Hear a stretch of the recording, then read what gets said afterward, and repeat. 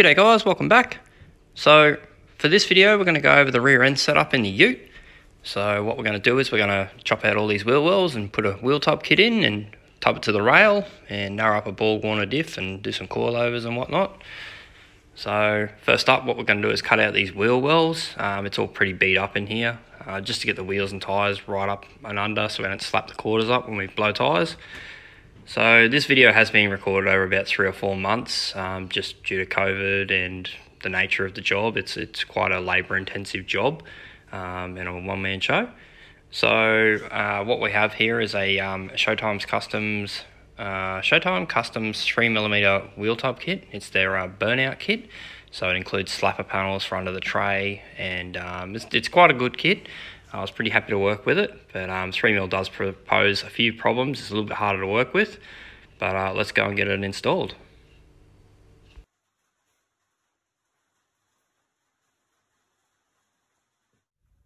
Okay, so you can see we've got the wheel tub all cut out. Had to go a bit further, so I've sort of mocked the wheel tub in there and seen the radius of where it goes down here.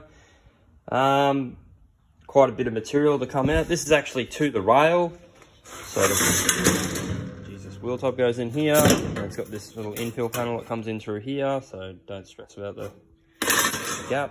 There is slapper panels up on the bench. There's slapper panels that go on the underside in this section here. So obviously when it lets the tyre go, this is probably the high impact area. So we've got it all square edged to the rail. So next up what we'll do is we'll get it back up. I just chucked the combo in there. This is actually a 295. Hello dog.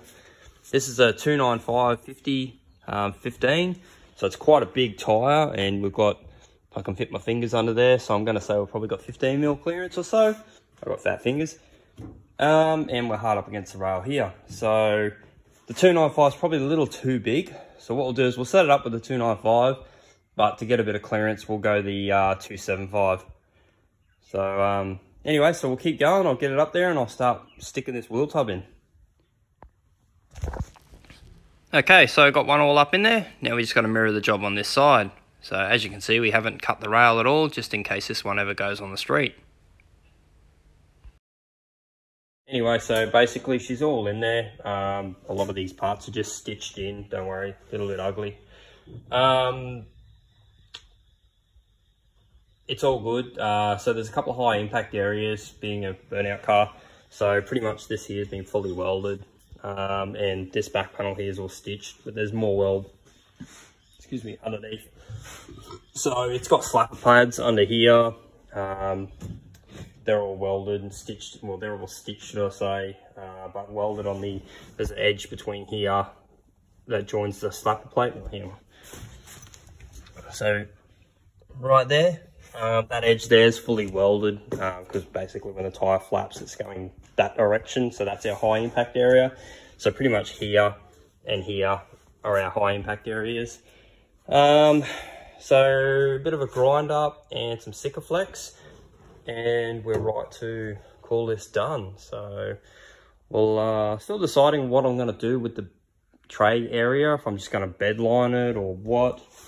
I thought about making the tubs real nice and painting them in the body color, but I kind of feel like the amount of heat when it lets the tyre go, the belts or the wire slapping around the wheel tub will probably heat up the wheel tubs and blister the paint. So probably after the first comp it might look like shit. So kind of thinking I might bed line it, but we'll see how we go. So currently waiting on the coilover kit so we can get all the rear end set up back under the car.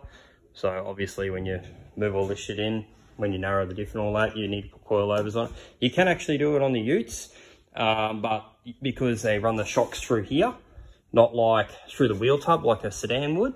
I think wagons are the same. It's only because we're running such a big, small backspace, should I say, so big dish rims, that everything kicks under so far. The lower arms need changing. So we've got Heim joint lower arms to get it all in. McDonald Brothers actually make a nice bush arm, but you can only run about a 10 with a 4.5-inch backspace rim. Otherwise, we'll go and have a look at the diff actually, then I can explain it. So This here can be moved. That's no big deal. You just cut that off, move that over. But the actual arm on the diff, as you can see just down here, so you haven't got a very big gap, distance between this and the tyre, which means that there's your backspace. You could run like a 10-inch wide rim if you kept the diff fairly same width, so to speak. You just notch the trailing arms.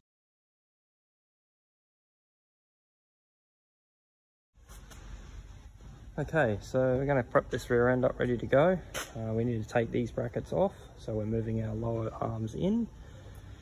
So they're going to come off, and so is the panhard rod, and both sides obviously, and we'll probably just chop the housing down because they slide over. So while it works, we're going to use our plasma.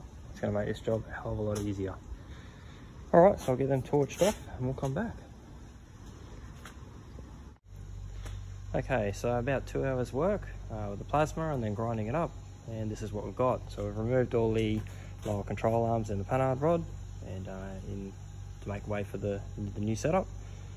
So I'll get this home, get it back in the ute, and we'll have a look at the new setup. Alright, so I got the cross member removed, so we've now got plenty of room to mount the shock bar. There's a couple of holes from where I drilled out the spot rivets, but that's okay, I'll go along and fill all them up. So next up's going to be the diff.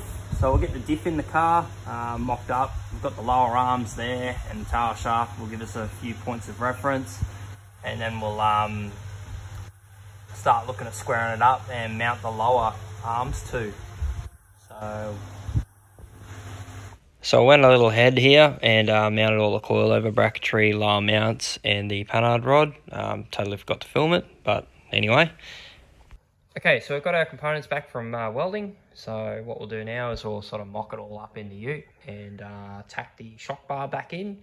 That should pretty much go back exactly where it come from. And then we'll mock everything up, make sure it's all perfect, and remove it all and weld it in.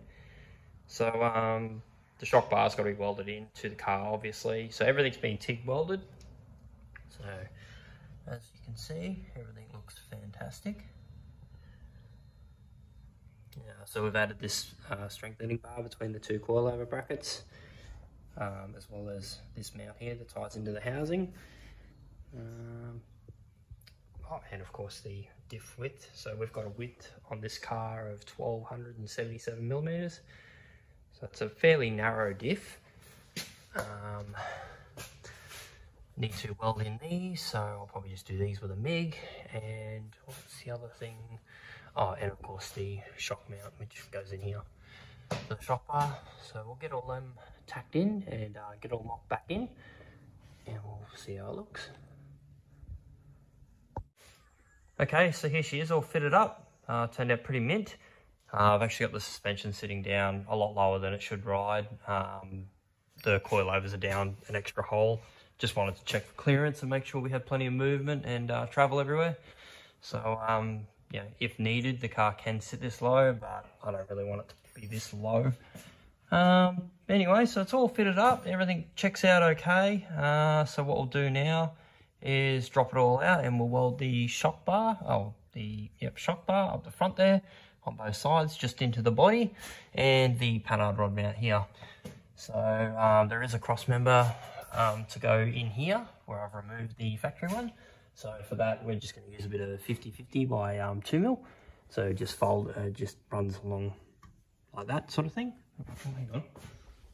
There's a little offcut. So which fits perfect. So it's going to fit like that, and it'll just tie into the two rails. So that's the plan. So what I'll do is I'll get it all out and I'll get that welded up, and then probably the next time we come back, we'll hopefully be doing the anti-chip coating underneath. So that should be cool. All right, well, I'll keep going. And the anti-chip coating is all done. Turned out pretty damn awesome. This stuff is great. It's a lot hard wearing and it just works really, really good. So we'll wait for that to dry and then we'll get it all back together.